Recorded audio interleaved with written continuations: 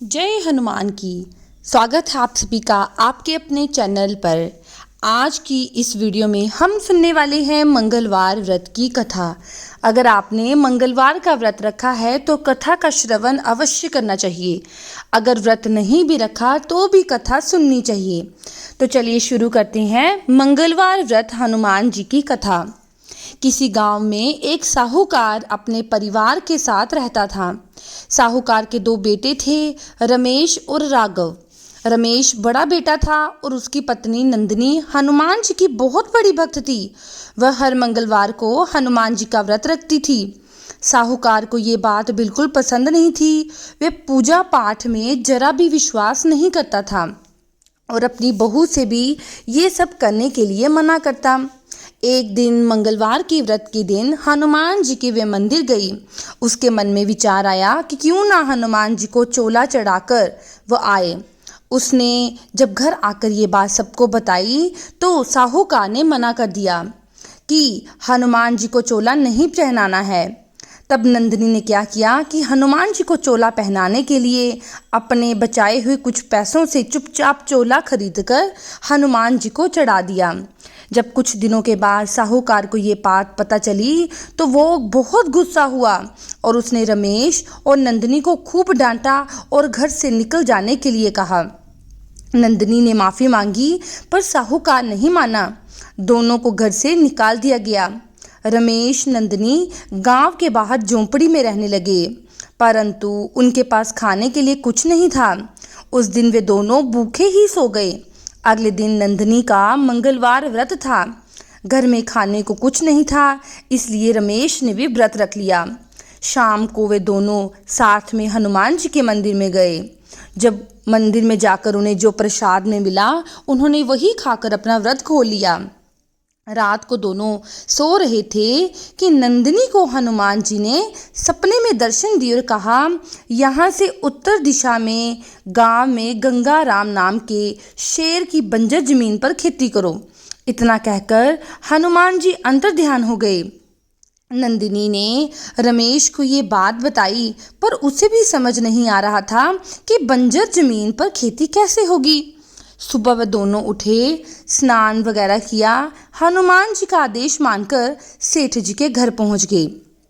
रमेश ने सेठ जी से बात की और कहने लगा कि आप मुझे अपनी वो बंजर जमीन दे दीजिए, मुझे उस पर खेती करने हैं और अभी इस समय मेरे पास आपको देने के लिए कुछ भी नहीं। उस खेत पर जो भी फसल होगी उसका आधा हिस्सा सेठ जी मैं आपको दूंगा।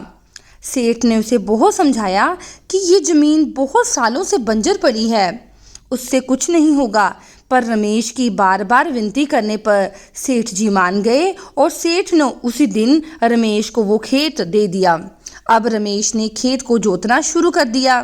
वह दिन रात मेहनत करके उस मिट्टी को उपजाऊ बनाने में लग गया था। उधर नंदिनी लोगों के घरों का काम करती ताकि शाम को खाने के लिए कुछ मिल जाए। एक दिन जब रमेश खेत में हल चला रहा था कि एक जगह उसका हल अटक गया। उसने हाथ से खोदा तो 1 मिनट तक मिट्टी निकाली, जिसमें उसे एक घड़ा मिला और उस घड़े में सिक्के भरे हुए थे सोने के। अब रमेश को समझ आ गया कि क्यों हनुमान जी इस बंजर जमीन में खेती करने के लिए बार बार कह रहे थे। वे उस मटके को लेकर घर आ गया।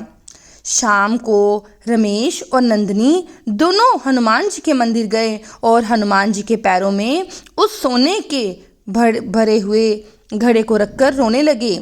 इसके बाद रमेश ने उन कुछ सिक्कों को बेचकर अपना काम शुरू कर दिया। अब उसने पूरा खेत जोतकर उस पर फसल लगा दी और उस फसल का आधा हिस्सा उसने सेठ जी को दिया। तब मैंने कहा, तुम इस खेत की चीज़ ले लो, तुमने बहुत मेहनत की है।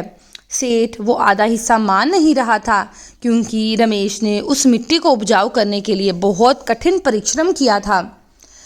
इसके बाद रमेश ने उन सिक्कों से अपने लिए कुछ व्यापार भी डाल लिया और बहुत तरक्की की और उसी गांव में एक बहुत बड़ा मकान बनवाया और उस बड़े मकान में हनुमान जी का मंदिर बनाया।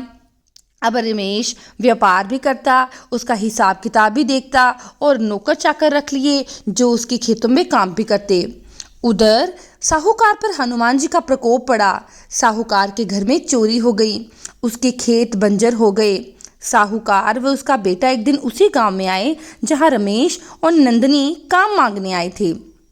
रमेश ने जब देखा तो पिताजी के पैर छुए। साहूकार ने उसे सारा कुछ बताया कि किस तरीके से हमारे घर में चोरी हो गई है, खेत जो है वो खाली पड़े हैं। तब रमेश ने अपने पूरे परिवार को अपने साथ रख लिया और फिर सारा परिवार, साहूकार, रमेश, नंदनी, उसका छोटा बेटा, पूरे परिवार मंगलवार का व्रत करने लगा। वे सभी लोग हनुमान जी की भक्ति में लग गए। हे बजरंगबली, इसी तरह अपने भक्तों पर कृपा बनाए रखना। आपको ये वीडियो कैसी लगी कमेंट सेक्शन में मुझे ज़रूर बताएं।